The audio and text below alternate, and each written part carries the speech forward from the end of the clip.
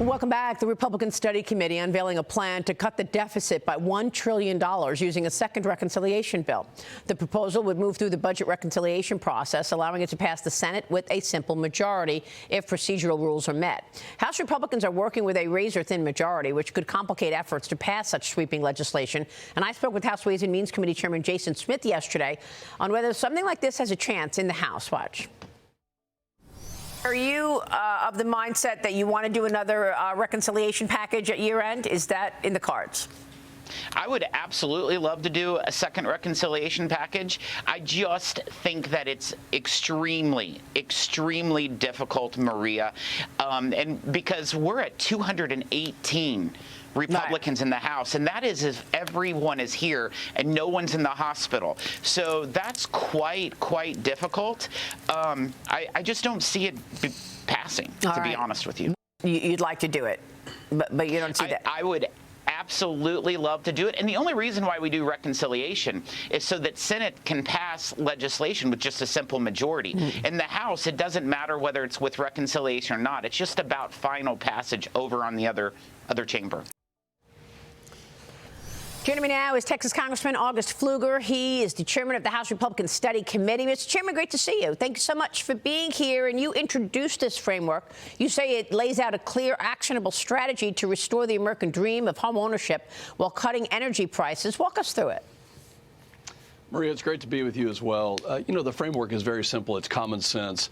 It's based around making the American dream affordable again. And by the way, Chairman Jason Smith, nobody worked harder during the first reconciliation than Chairman Smith. I mean, he really was the heart and soul of getting that bill passed, the largest tax cut in American history that will be delivered in the way of money back into Americans' pockets. But what we're doing on this time is we're listening to President Trump. Affordability, whether it's home ownership, health care, or energy, is so important. And our framework lays out a common sense plan where we have lots of ideas, a menu of options that now our conference can come together. We're going to have our first meeting today in the House to start discussing what can be a part of that. But I'm proud of it because Americans are watching, and Democrats spent 4 years making America unaffordable. We're going to deconstruct that, rebuild it, and it's going to be even better. But everyone can achieve that American dream when we enact our legislation. And what's the timing on that? Well, it's got to be quick. I mean, we have to move with a sense of urgency.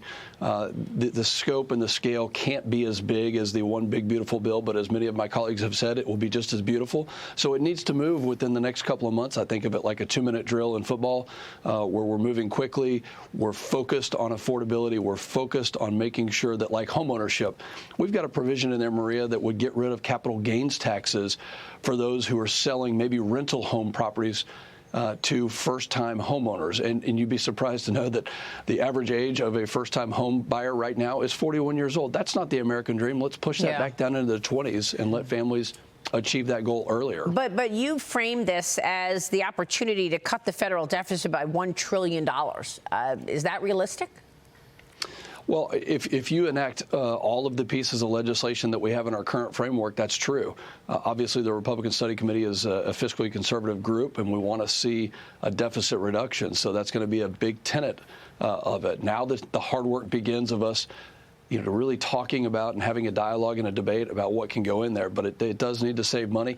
Just take Minnesota and the fraud that's going on. There's plenty of money to be saved. Wow. And attacking that fraud is a big piece of it. Well, that's a good point. Meanwhile, President Trump visiting the Ford factory in Detroit yesterday to tout his second-term economic victories. Watch this.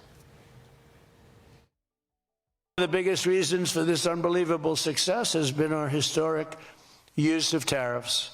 There was the tariff that made America strong and powerful in past generations. I ended 8 wars. Think of that, 8 wars. And without trade and tariffs, you wouldn't have been able to end any of them.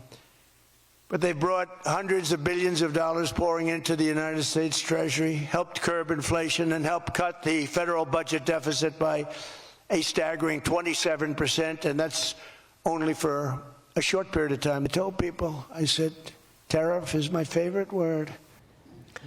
So we're waiting on the Supreme Court decision, Congressman.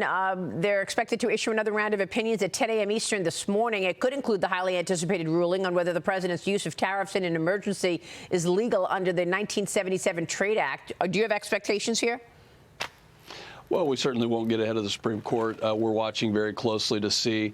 And, I think when you think about what the task was in January of last year. I mean, we're just 1 year removed, almost to the day, one year removed from the president taking over. He had to supercharge the economy in 365 days, and he's done that. And now we have to build upon that success and codify his executive orders to make sure that this is long-lasting, that it doesn't go away in a couple of years. And, God forbid we had a Democrat administration, but I think that's our job, is to codify and to make sure that Americans can enjoy economic prosperity for a long time. Can you codify some of the moves on oil and the energy backdrop? You and I were together in Midland, Texas, a couple months ago at the Permian Basin, and I want to get your take on the moves right now, which the Trump administration is doing to get prices lower. The administration reportedly filing seizure warrants to take control of more oil tankers linked to Venezuela. U.S. military forces already seizing 5 tankers to date, enforcing a blockade around the Latin American nation after the capture of dictator Maduro. Mr. Chairman, prices are up again at $61.48 on crude, and the Permian Basin, centered around Midland, Texas, obviously the most prolific oil-producing region. You and I toured it together last year, but you made an important point. You said, yeah, we want to see oil prices go lower and affordable, but be careful what you wish for, because if they go too low, you'll see the major oil companies pull back and not put the kind of investment in place over the long term. Your thoughts on those efforts right now? You're right, Maria. And just as important as low prices is the predictability. And what that means is that the cyclical nature, the boom and bust nature, is flattened out, that curve doesn't have the highs and the lows of the 1980s, that we can have a predictable, $60-ish price per barrel. Let's get back to those tankers that you were talking about. What I would like to see with those, because Venezuela under Maduro expropriated American property through major companies like Chevron and Exxon and Conoco, they need to pay those companies back. But let's take some of those tankers and let's start refilling our strategic petroleum reserve at a discounted price. So this is really important. We want to see, obviously, success.